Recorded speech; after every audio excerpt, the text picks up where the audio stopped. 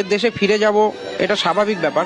আমার বিরুদ্ধে যদি গভর্নমেন্ট অ্যাকশন নেয় এটা তার কোনো অন্যায় নয়, কারণ যেহেতু আমি ইনলিগালভাবে এসেছি।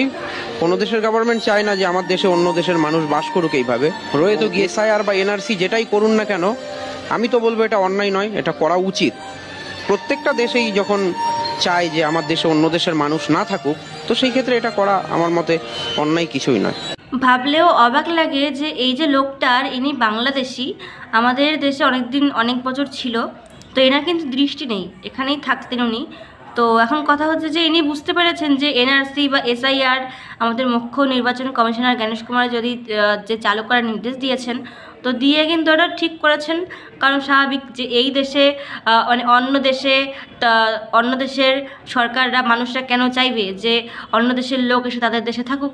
কিন্তু আমাদের দেশে, আমাদের রাজ্যে কিছু মানুষ আছে যারা না চোখে দেখতে পায়, যাদের দৃষ্টিশক্তি আছে, বাট তারা দেখতে পেয়েও না, মানে তারা অন্ধ।